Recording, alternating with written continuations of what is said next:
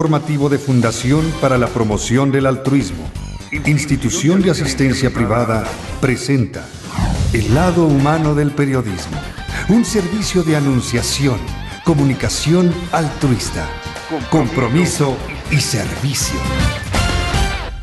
Hola, ¿qué tal? ¿Cómo están todos ustedes? Me da mucho gusto saludarles. Esto es Anunciación TV y les invito a disfrutar conmigo esta conversación que tendremos con el doctor Rodrigo Guerra López. Él es director del Centro de Investigación Social Avanzada, CISAV.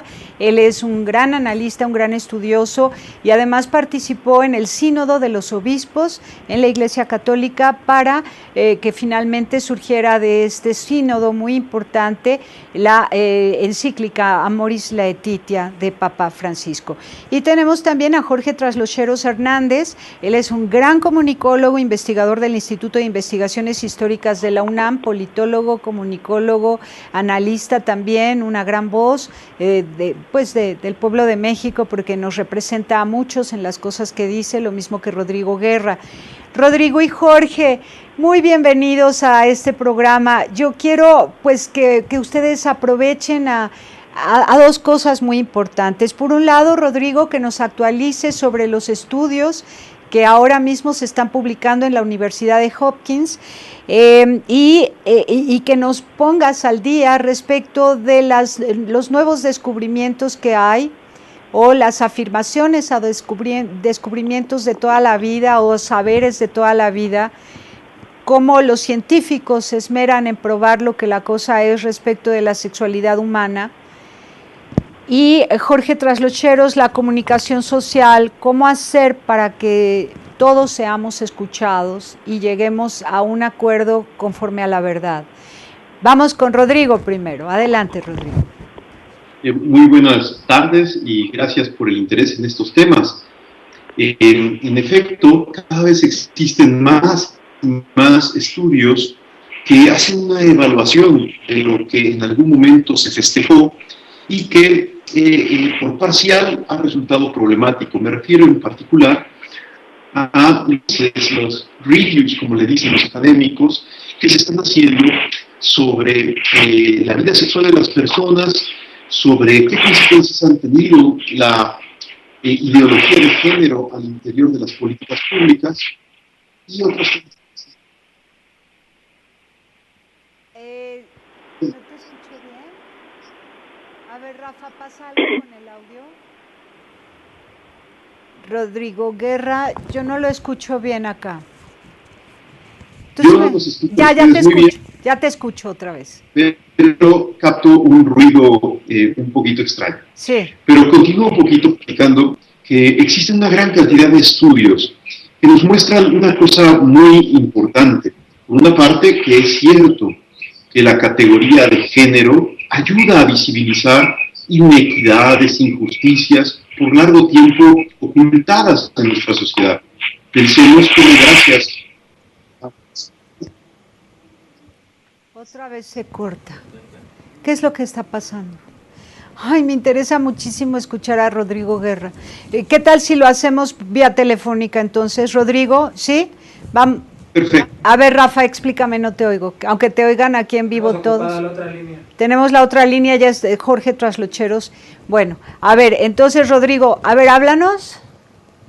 Sí, comentaba que, por una parte, muchos estudios nos ayudan a entender que, en efecto, el reconocer que existe el género, es decir, que existe la dimensión sociocultural y simbólica de nuestra sexualidad, ha ayudado a visibilizar algunas inequidades existentes en nuestras sociedades. ¿Cuántos de nosotros nos hemos quedado sorprendidos al ver cómo la mujer, por ejemplo, ha sido invisibilizada en su dignidad y en su protagonismo histórico y social durante tantos siglos o milenios? Justamente hoy tenemos una categoría de análisis social, que es la categoría de género, que nos permite percibir inequidad, injusticia, desempeños sociales afortunados de los sexos o desafortunados también. Sin embargo, este hecho, el hecho de que existe el género, ha comenzado a ser interpretado por las teorías de género. Y aquí es donde existe una gran diversidad de hipótesis filosóficas, casi todas, que tratan de mostrar de qué manera la identidad sexual de la persona está construida de la mano o separada del género. Y finalmente, lo que encontramos también, y es muy lamentable porque hoy es tal vez lo más importante en el debate público, es que algunas personas usan de manera ideológica y política algunas teorías de género para avanzar en una hipótesis, en un proyecto sociopolítico concreto que muchas veces lastima los valores más queridos por las personas y por las familias. Allí es donde se encuentra la ideología de género. Podemos entonces identificar como 3 niveles: el género como un hecho sociológico, las teorías de género que son muy variadas, algunas mejores que otras, y la ideología de género como una agenda político-ideológica que busca desensamblar la relación que existe entre identidad sexual profunda de la persona y su desempeño simbólico, social, lingüístico a lo largo de la historia. Hoy tenemos ya estudios, ahorita tú mencionabas los de la Universidad de Johns Hopkins, pero aquí tenemos algunos en el Instituto de Investigaciones Sociales de la UNAM, realizados por Fernando Pliego, que nos muestran cómo las familias bien integradas, las familias en donde existe el papá, la mamá, los hijos, con todos sus límites y sus heridas, contribuyen más al desarrollo y a la estabilidad de las naciones. Y se han hecho estudios comparativos por parte de entre los distintos países y dando resultados que, más allá de moralinas, nos dejan muy claramente la evidencia empírica de que un matrimonio integrado por papá y mamá educa mejor a los hijos y permite un desempeño social, sanitario, psicológico, mucho más adecuado. Sobre todo en sociedades tan lastimadas, por ejemplo, por la violencia como las que tenemos en América Latina y en particular en México.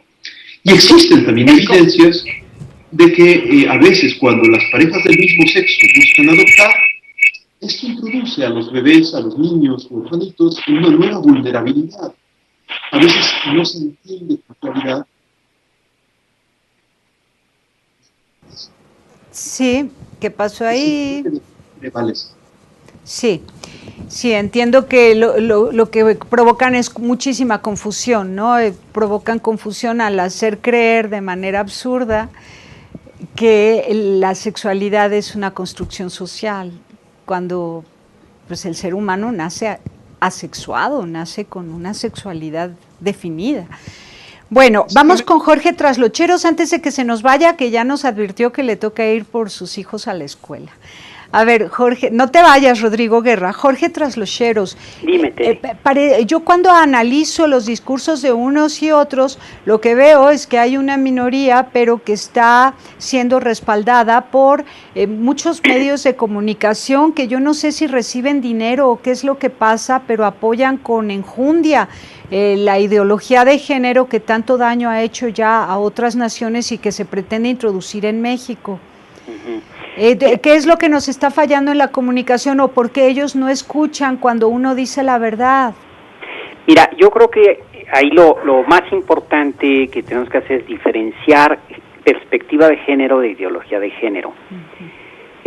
Cuando hablamos, lo que estaba diciendo Rodrigo, cuando hablamos de perspectiva de género, lo que estamos afirmando es un principio metodológico que los historiadores y en general los científicos sociales usamos mucho y no es nuevo, no es de esta época ni nada por el estilo, es simplemente tomar un punto de vista desde el cual queremos observar la realidad, es un principio de método. Entonces, si en los estudios de perspectiva de género yo puedo estudiar el papel de la mujer en el siglo XVII, el papel de la mujer en el siglo XX, con perspectiva de género puedo estudiar la comunicación creciente de distintos medios católicos, entonces pongo como ejemplo a Tere porque es una mujer, ¿no? O a Rodrigo porque es un hombre. Entonces, esa perspectiva de género es un principio de método, no es totalmente inocua, es muy buena y ayuda a entender mucho la realidad. Eso ha ayudado a entender muchas cosas. Ahora, la ideología de género es cuando reducimos toda la realidad, que eso es lo que hacen las ideologías, Tere, reducen toda la realidad a una sola cosita, ¿sí? Entonces, si reducimos toda la realidad al género, y creamos un determinismo a través del género, y esa es ideología. Las ideologías lo que buscan es el poder. Las perspectivas de familia, de género, económica, jurídica, lo que buscan es comprender. Entonces, yo lo que estoy viendo es que mientras que los ciudadanos que se han manifestado, sus líderes, se están viendo las cosas desde una perspectiva de género, es decir, el hombre y la mujer tienen una complementariedad, eso es perspectiva de género. El hombre y la mujer se pueden reproducir, eso es perspectiva de género. Es muy importante que el niño y la niña tengan a su vez referentes con los cuales identificarse. Todo eso es perspectiva de género, ¿sí? Y el problema es que del otro lado lo que hay es una ideología que se quiere imponer, que es la ideología del pensamiento único, que en realidad lo que están haciendo es reducir toda la complejidad de las relaciones humanas a un solo elemento, que es la eliminación de toda diferenciación sexual, es decir, la homosexualización de todas las perspectivas de género que pueda haber. ¿Por qué no nos estamos comunicando, Tere? Porque hablamos un lenguaje distinto, ¿sí? Entonces, mientras pero se nota, yo me doy cuenta que es muy caprichosa la ideología de género porque por un lado no escucha y por otro lado insiste en sus necedades y además insulta. Porque es una ideología, es decir, mira, las ideologías siempre tratan de imponerse como el pensamiento único porque consideran que desde su ideología todo se resuelve. Así fue el nacionalcatolicismo de Franco en España, que le hizo tanto daño a la Iglesia. Así es el socialismo cubano, así es Maduro en el socialismo bolivariano, así era Pinochet en el fascismo chileno, Hitler o Stalin. Es decir, todos los que intentan imponer una ideología reducen toda la realidad a eso. Ahora lo que se ha puesto de moda es la ideología de género, porque efectivamente hay una intención, ni siquiera de los gays, es la intención de un grupo político de reducir todo a una sola ideología de género, y por lo tanto todo lo que se salga de ahí está mal. Está mal que seamos hombres y que seamos mujeres, está mal que seamos niños y niñas, está mal que existan las familias, está mal que se reproduzcan. Eso es lo que, por ejemplo, la Suprema Corte ha estado diciendo, que es inconstitucional decir que la unión entre un hombre y una mujer puede tener entre sus fines la reproducción. Eso no tiene ninguna lógica, sí, a menos que sea una ideología que se esté imponiendo, ¿sí? No importa la familia, sino la autodeterminación, y la familia es contraria a la autodeterminación del individuo, como dice la Suprema Corte de Justicia de la Nación en México. Entonces, ahí hay un problema de comunicación. Ahora, ¿qué hacer?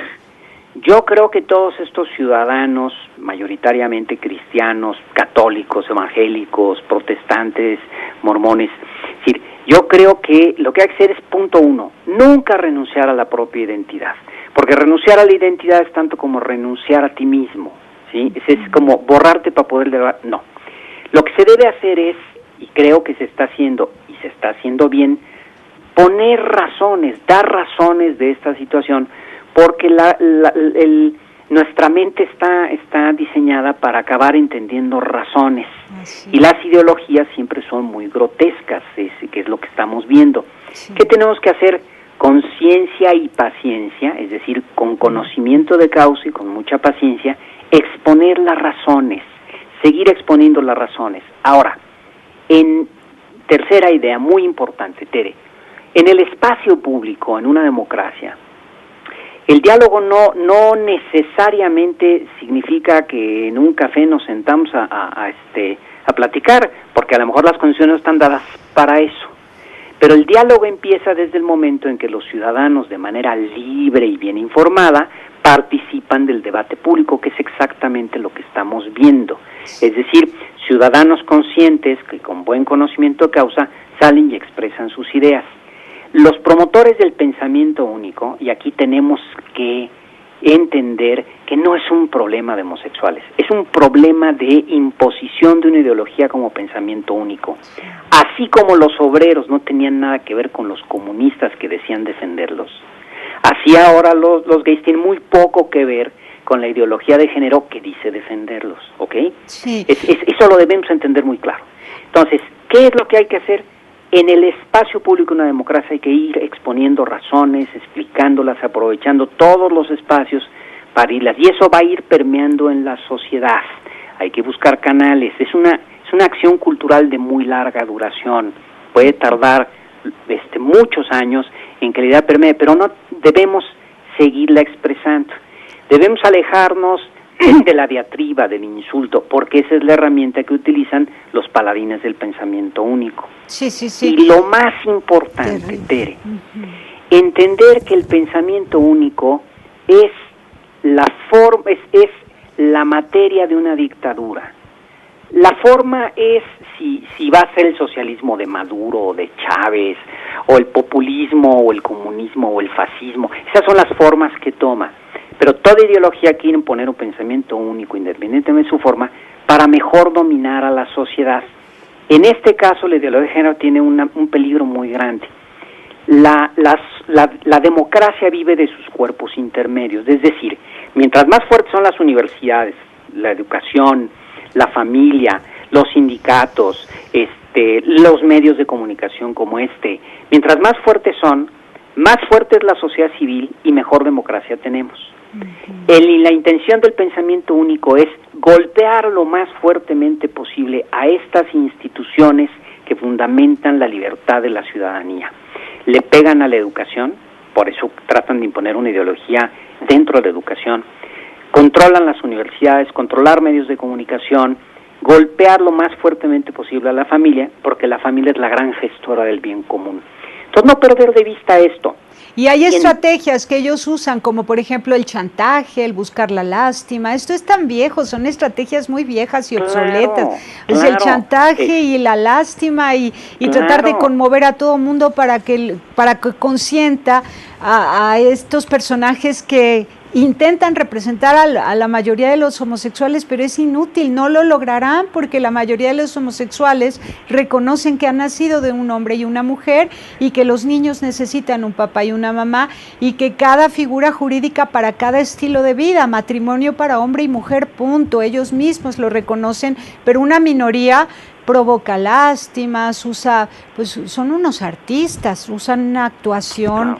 Lo que pasa, Tere, es que si tú apelas a la razón, la gente piensa. Si apelan al estómago, porque ni siquiera al corazón, y apelan al estómago, la gente no piensa.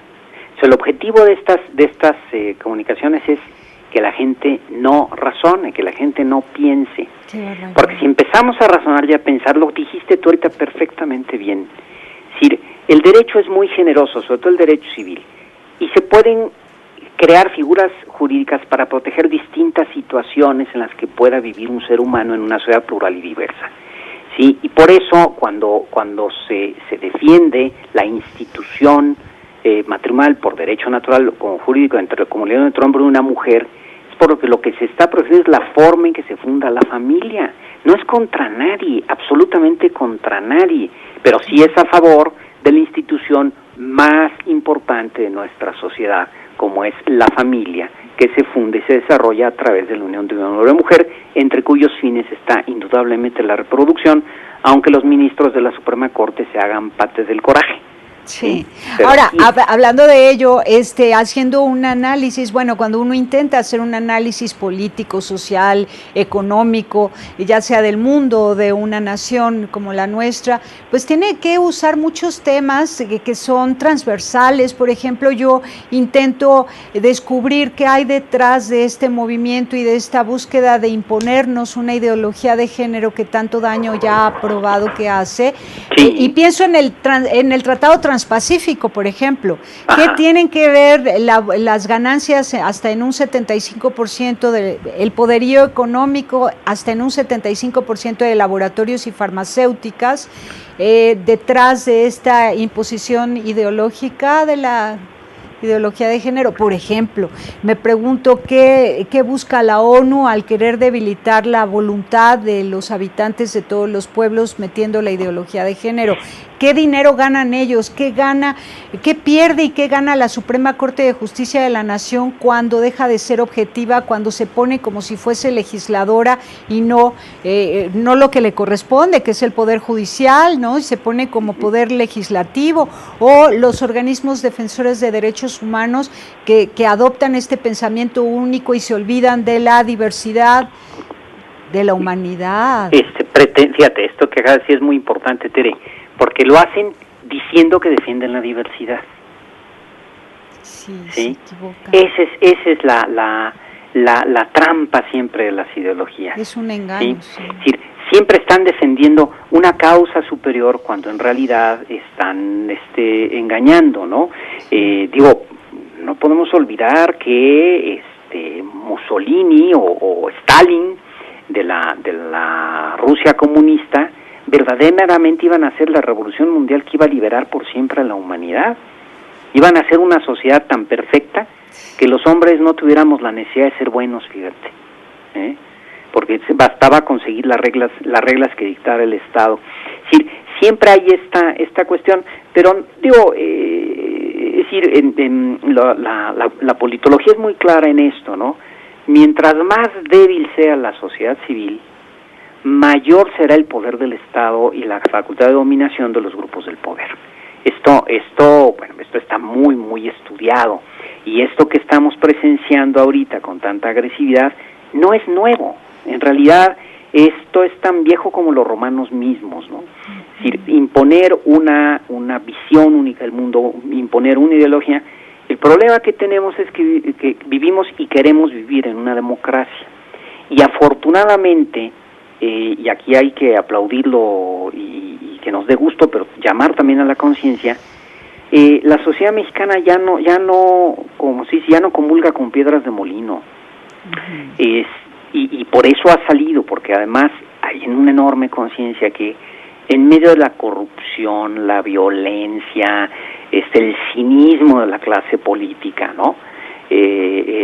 Ahora se quiere meter con la familia, y pues la gente se enojó. Claro. Salió, no se enojó por eso, salió a expresar un enojo que además se nutre de esto. Eso también es muy importante, yo creo, entenderlo, ¿no? Sí, me encanta que lo digas, es verdad, cuando nos tocaron un punto álgido que es de interés común para todos, que es la familia, el matrimonio, lo más hermoso que existe, la vinculación de dos personas, hombre y mujer, que dan vida, ¿no? Sí. Y luego el nacimiento de un nuevo bebé en el que se renueva ese derecho a tener un papá y una mamá hoy y siempre, ¿no? Ahora, pero entonces, hay algo más todavía, Tere. La familia es la gestora del bien común. ¿Qué queremos decir con esto? En la familia, ¿sí?, se gestan los buenos ciudadanos. La crisis de corrupción y violencia que tenemos principalmente ha debilitado y se alimenta de la debilidad de las familias. ¿Sí? Cuando tú tienes un mensaje permanente en donde están separando constantemente al hijo de la familia, lo vuelven una piedra dócil para la dominación. ¿Cuáles son las frases que escuchamos todo el tiempo con esta ideología de género? Los papás heterosexuales no saben. Sí. Los viejos no saben. Eso era de otro tiempo. No tienes que aceptar lo que tus papás te digan. Es decir, hay un bombardeo permanente para desintegrar y separar a los miembros de la familia para mejor dominarlos. Esto no es nuevo. Estos son cosas que el siglo XX experimentó muchísimo, ¿sí? Por ejemplo, en la Alemania nazi de Hitler, no hemos llegado a ese punto, no dudo que llegaremos, era separar a los jóvenes de sus familias creando las famosas granjas o creando las juventudes, ¿no? Como hoy en Cuba que todavía existen las juventudes comunistas, ¿sí?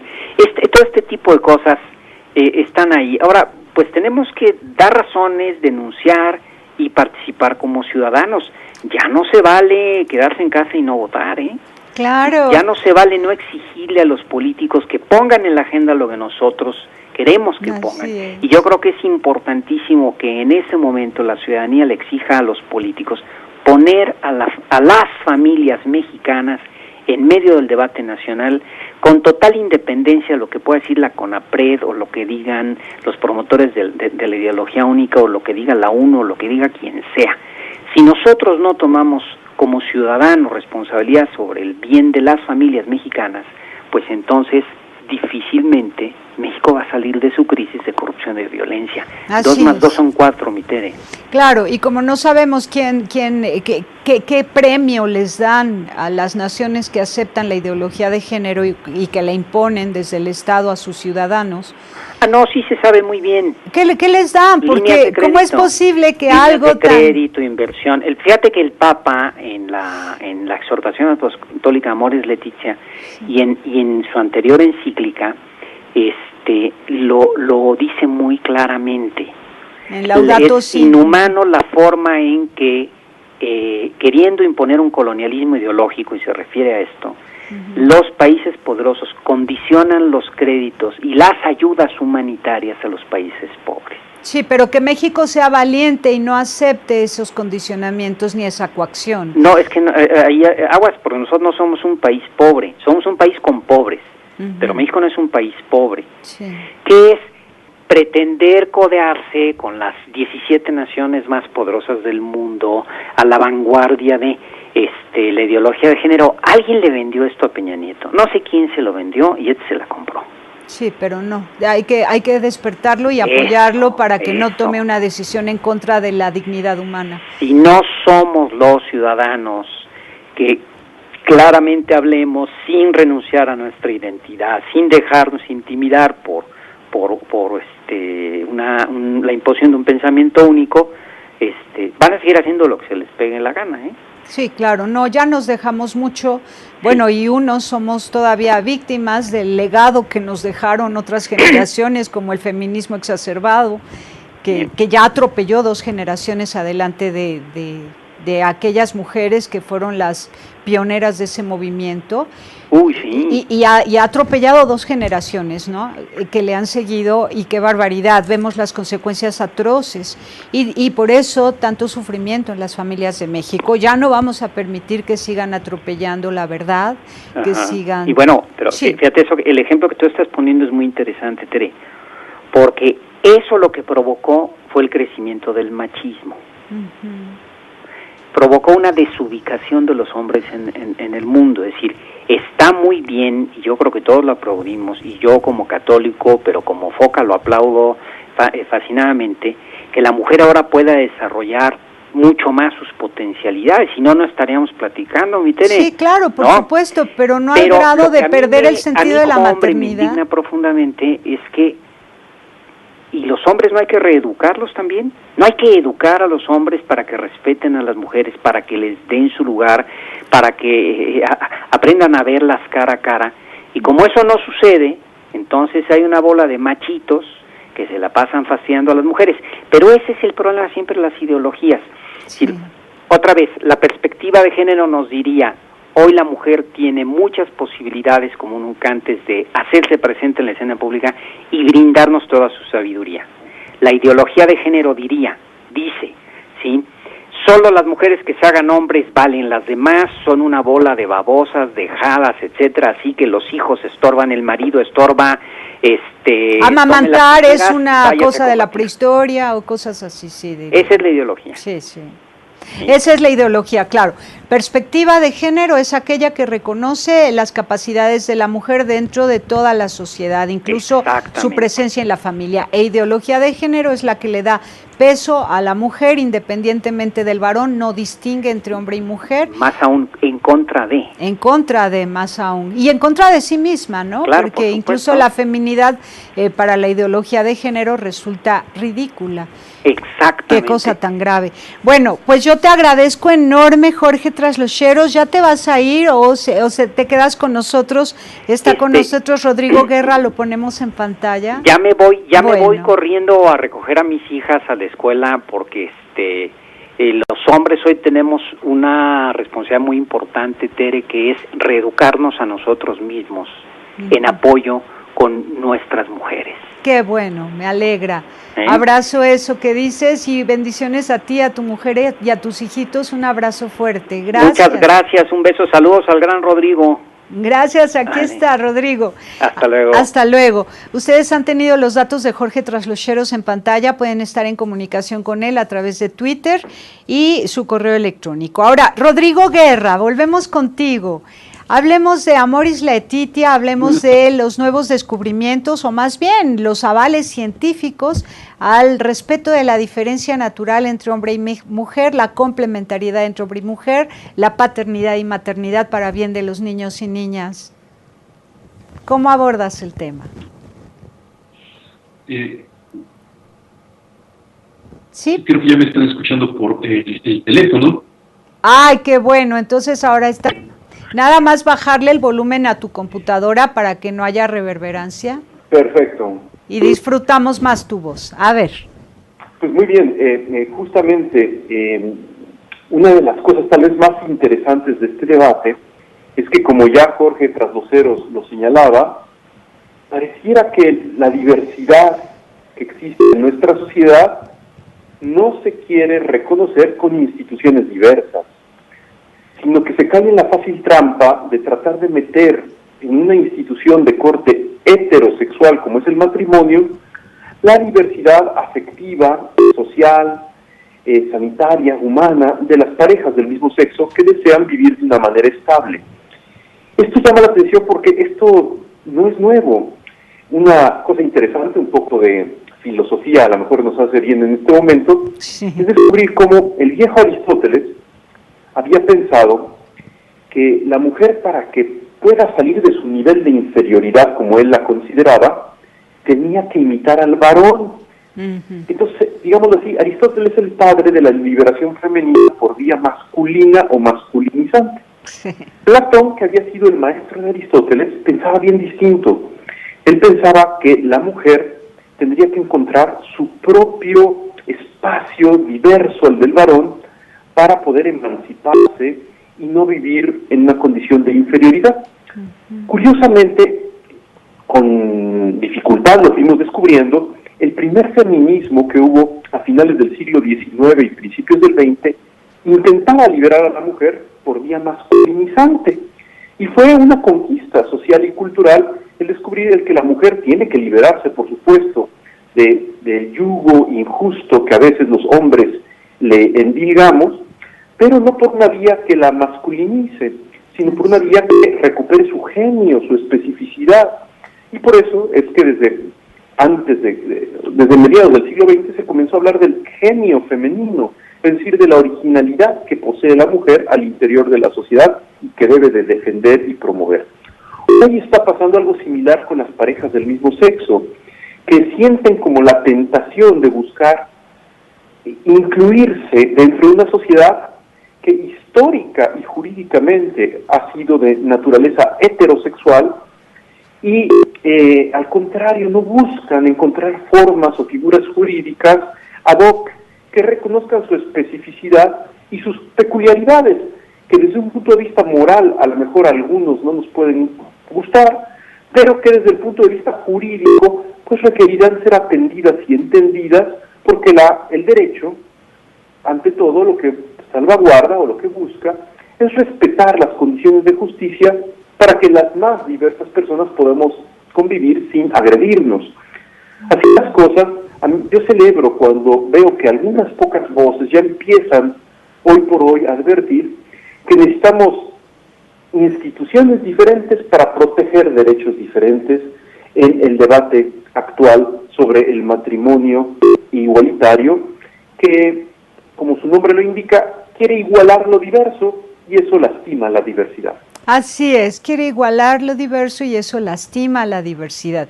De manera que suena muy razonable el que la institución del matrimonio quede como está y que haya otra figura jurídica que garantice el compromiso que quieren establecer dos personas del mismo sexo entre sí y que satisfaga las demandas de sus derechos, necesidades y obligaciones mutuas.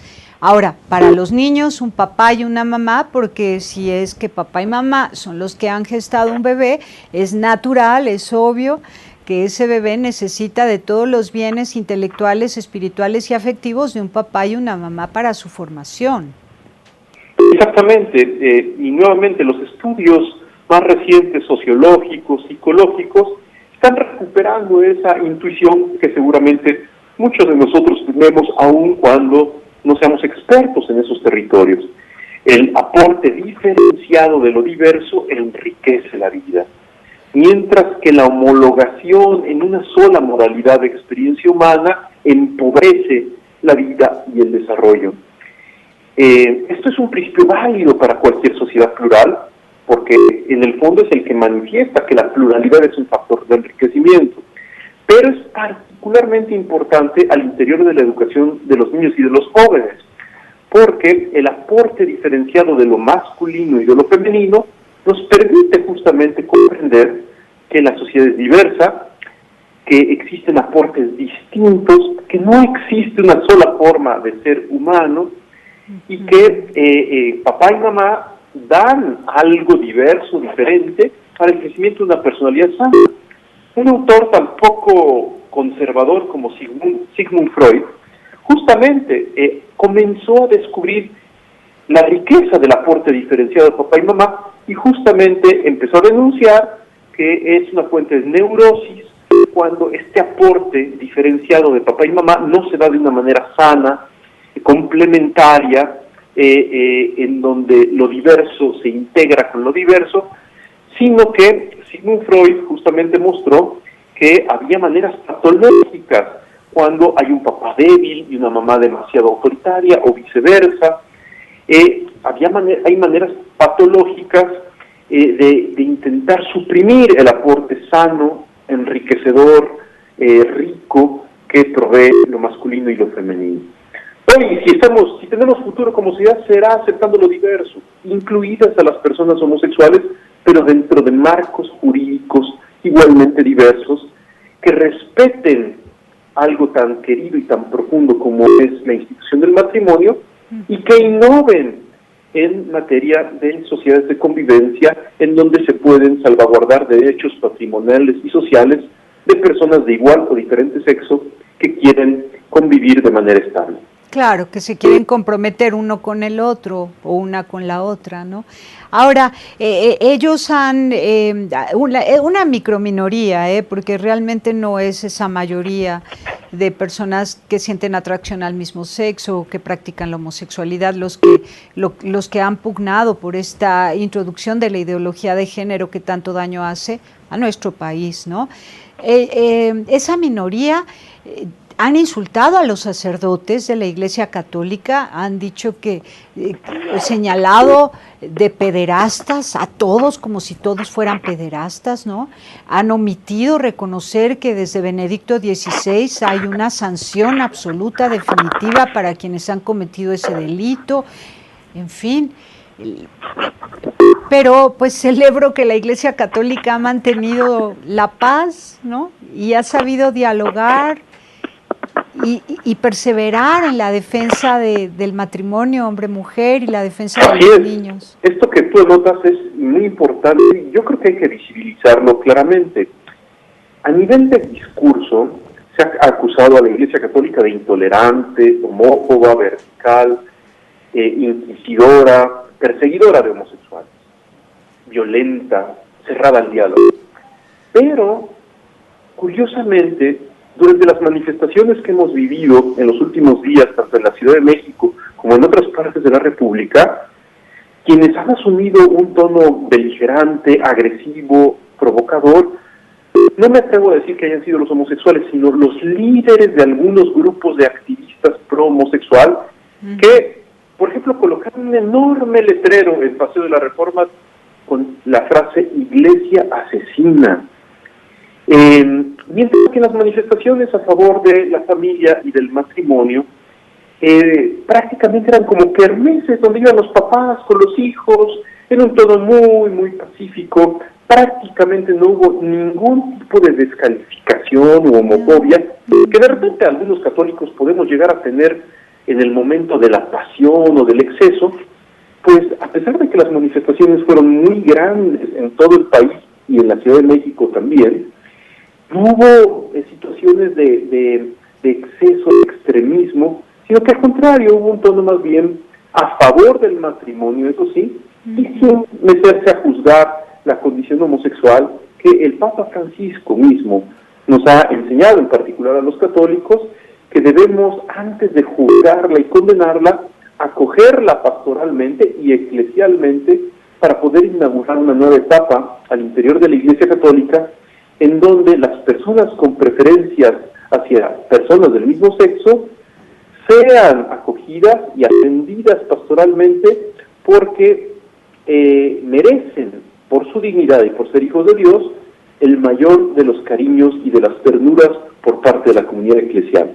Así es. A mí me parece que esta posición de la Iglesia Católica y particularmente el Papa Francisco la tenemos que aprender todos los católicos, porque no podemos caer en la fácil provocación y trampa en la que nos quieren encerrar algunos, de la descalificación del homosexual o del juicio déspota de su vida, sino al contrario, con gran paciencia y con gran caridad, decir la verdad sobre el matrimonio y la familia, tal como la reconocemos por la ley natural y por el uso recto de la razón, y al mismo tiempo emprender esta nueva acogida que todas las personas que vivimos distintas heridas merecemos al interior de la comunidad eclesial. Así es, porque además cualquier persona que se mostrara homofóbica podría estar haciendo mucho daño emocional a personas que sienten atracción al mismo sexo, cuando en realidad ni siquiera pertenecen a ese movimiento político muy pequeñito que hace mucho escándalo en México, que está avalado por esa élite global mundial que pretende homosexualizar a los pueblos para una conquista económica posterior, etcétera. Y bueno, afortunadamente todos tenemos en las familias algún primo, algún sobrino con atracción al mismo sexo que está librando su propia batalla, pero que también lo hemos escuchado o los hemos escuchado decir que están en favor del matrimonio entre hombre y mujer, que están en favor de que los niños tengan un papá y una mamá, y esa es la mayoría de los mexicanos. La mayoría de los mexicanos conserva todavía el sentido común, la cordura, el respeto a la vida y a la naturaleza, porque además apenas hace 50 años todavía teníamos 75% de población campesina en México, y conoce muy bien esa población campesina y su descendencia cómo funciona la naturaleza y respeta los ciclos de la naturaleza, entiende perfectamente lo que es macho y hembra, entiende perfectamente lo que da la hembra de cualquier especie a las crías, lo mismo que lo que ofrece el macho a la comunidad, ¿no? A la que pertenece biológicamente, en fin. Ahora, Rodrigo, me gustaría que nos digas, nos regalas 10 minutos más y aquí hago la señal de alargamos, 10 minutos. Dime, Papa Francisco en Amoris Laetitia hace alguna aclaración, algún punto de cómo acercar, acoger, cuidar, acompañar el proceso de las personas que sienten atracción al mismo sexo? Sí, los comentarios del Papa Francisco en este documento en particular son más bien escasos o pequeñitos, porque la temática central es el drama pastoral que viven los matrimonios construidos entre hombre y mujer, y ese fue el tema que absorbió la atención de los dos sínodos y del Papa en su exhortación posinodal. Sin embargo, sí hay una actitud general que el Papa nos enseña en Amoris Laetitia para todos aquellos que tenemos diversas heridas de cualquier tipo, que pueden ser en el ámbito matrimonial, familiar, en el ámbito de nuestras preferencias sexuales o en otros terrenos, como puede ser cuando se vive una situación de divorcio, de nuevas nupcias, de separación dolorosa, etc. ¿Cuál es la actitud que el Papa enseña? Hay que aprender a acoger la fragilidad. Es para que se dé esta acogida, dice el Papa, primero hay que hacer discernimiento.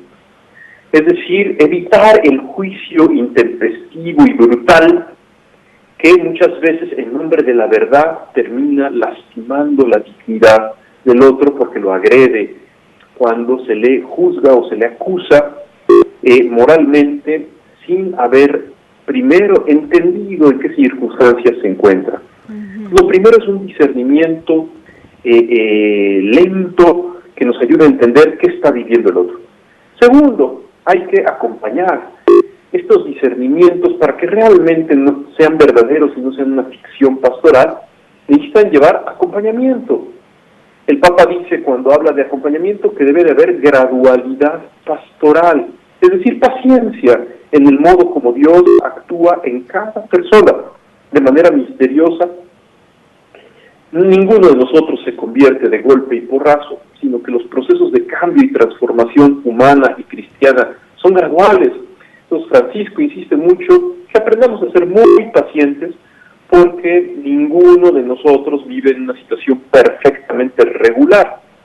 O como lo dice su amigo el cardenal Schönborn, se acabó la época de las familias y los matrimonios perfectamente regulares. Hoy todos somos irregulares de una o de otra manera. Y la tercera palabra o clave que el Papa Francisco introduce es integración. Entonces, discernimiento, acompañamiento, integración. Tenemos que aprender los católicos a ofrecer espacios de convivencia y de integración eclesial a todas las personas que se encuentran en alguna situación de herida o de irregularidad. Por ejemplo, las propias personas con preferencia a personas del mismo sexo. Porque muchas veces los grupos católicos hemos caído también en una tentación muy antigua, que es herética, formalmente herética. Es la tentación del puro, del perfecto, del cátaro, que se considera correcto, inmaculado, y que excluye a los que no son como él de su abrazo y de su acogida. Esto hoy es particularmente urgente porque el Papa nos ha indicado que en la capacidad de abrazo y de acogida se juega la credibilidad de la Iglesia. Hoy muchos jóvenes se alejan de la Iglesia cuando no ven que los adultos, los pastores, los laicos, los que pertenecemos a un grupo o a otro dentro de la Iglesia Católica, no hacemos esfuerzos más decididos por abrazar y acoger a aquel que no piensa o no vive como a nosotros nos parece correcto.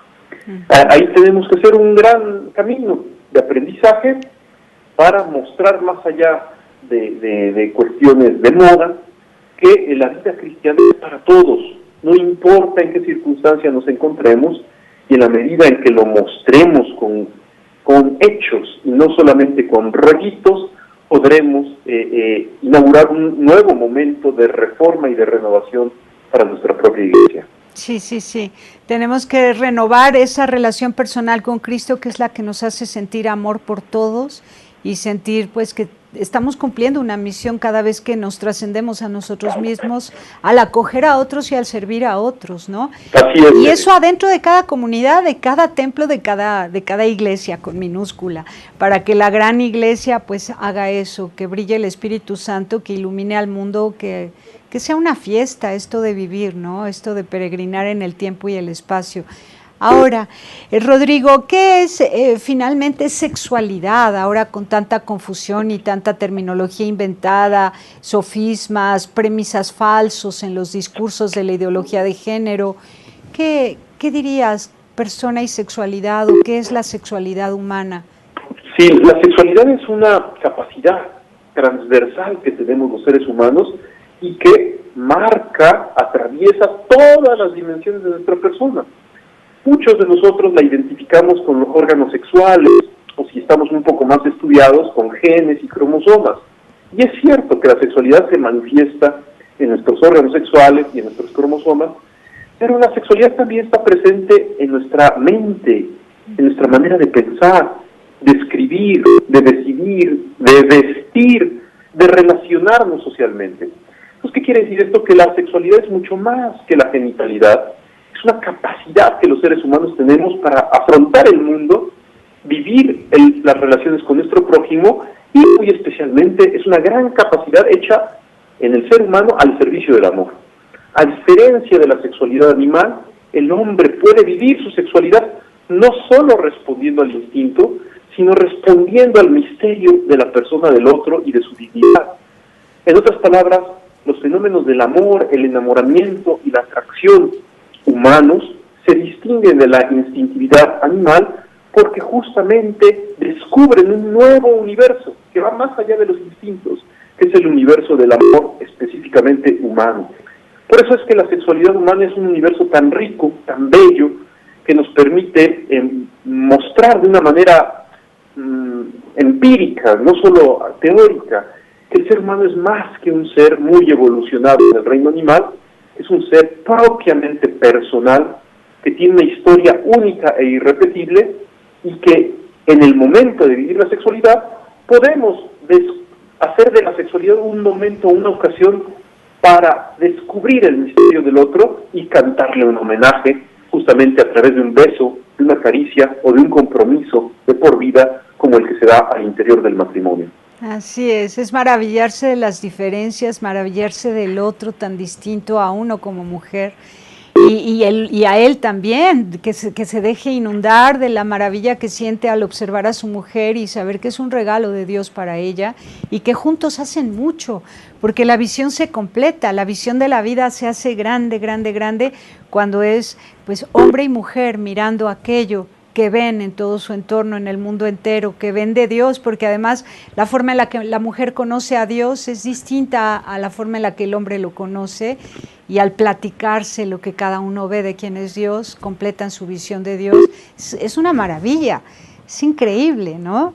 Y luego, y yo creo que eso es uno de los grandes retos que hoy tenemos, el que aprendemos a apreciar, a querer.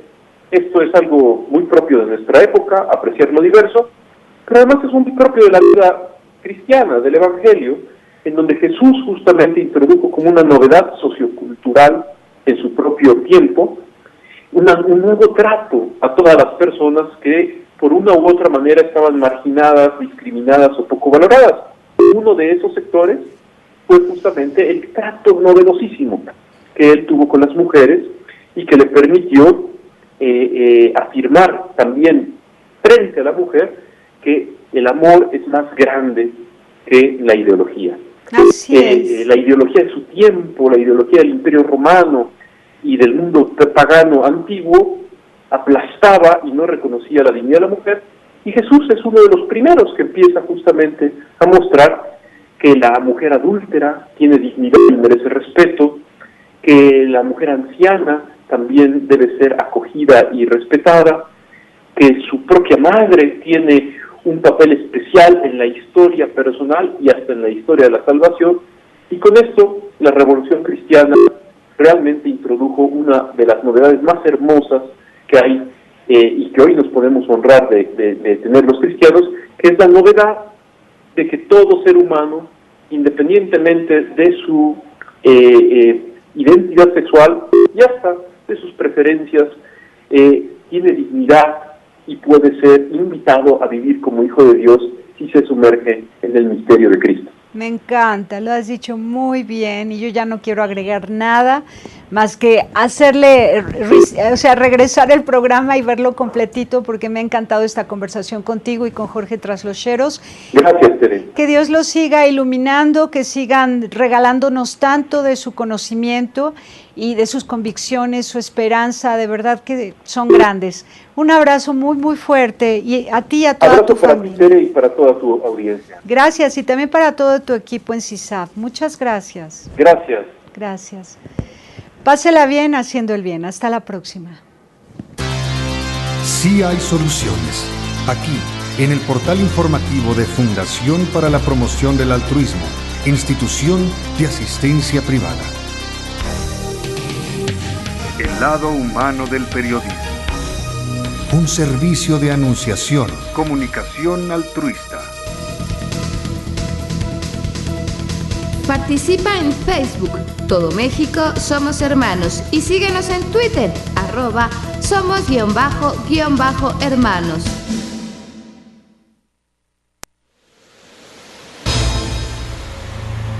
Informativo de Fundación para la Promoción del Altruismo, Institución de Asistencia Privada, presenta El lado humano del periodismo.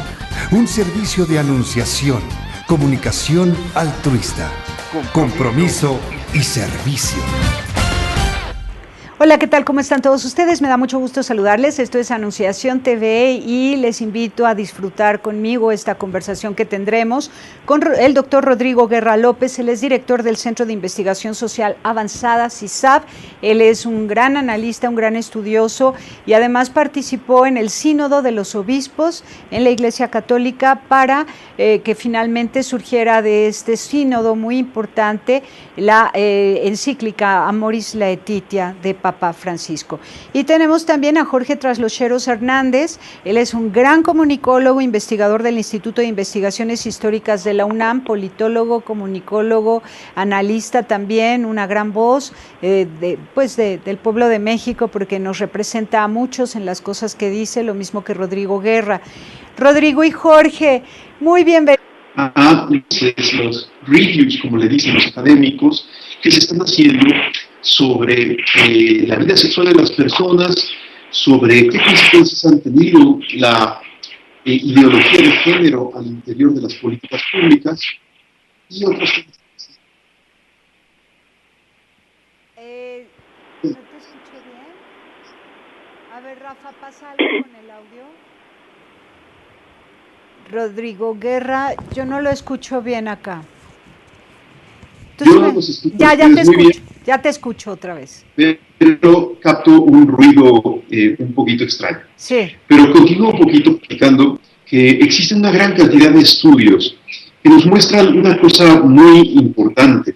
Por una parte, que es cierto que la categoría de género ayuda a visibilizar inequidades, injusticias, por largo tiempo ocultadas en nuestra sociedad. Pensemos que gracias a... Otra vez se corta. ¿Qué es lo que está pasando?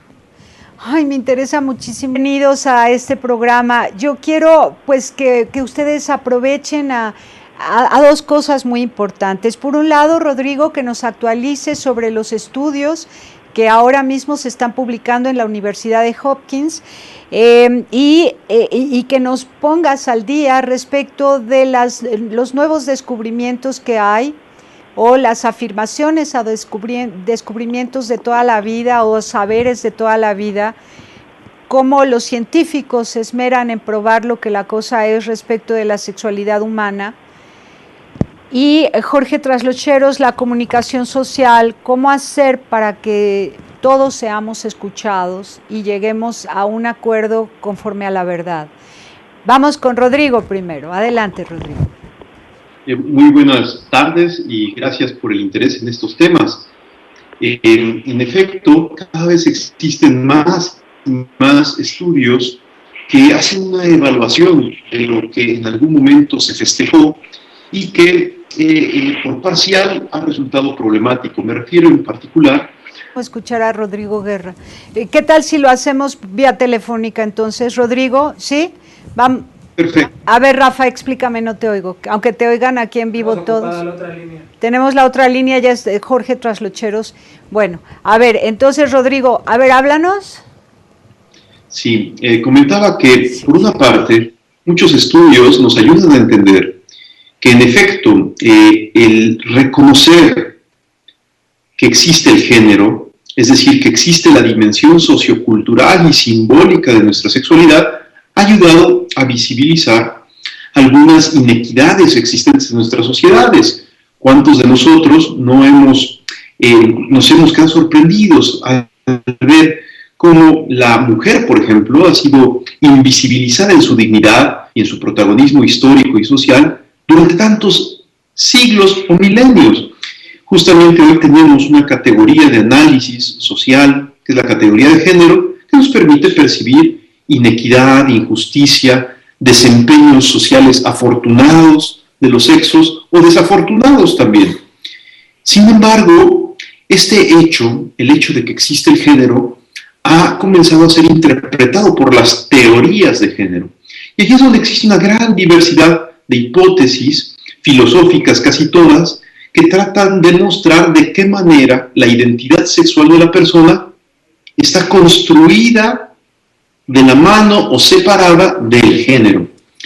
Y finalmente, lo que encontramos también, y es muy lamentable porque hoy es tal vez lo más importante en el debate público, es que algunas personas usan de manera ideológica y política algunas teorías de género para avanzar en una hipótesis, en un proyecto sociopolítico concreto que muchas veces lastima los valores más queridos por las personas y por las familias. Allí es donde se encuentra la ideología de género. Podemos entonces identificar como 3 niveles: el género como un hecho sociológico, las teorías de género, que son muy variadas, algunas mejores que otras, y la ideología de género como una agenda político-ideológica que busca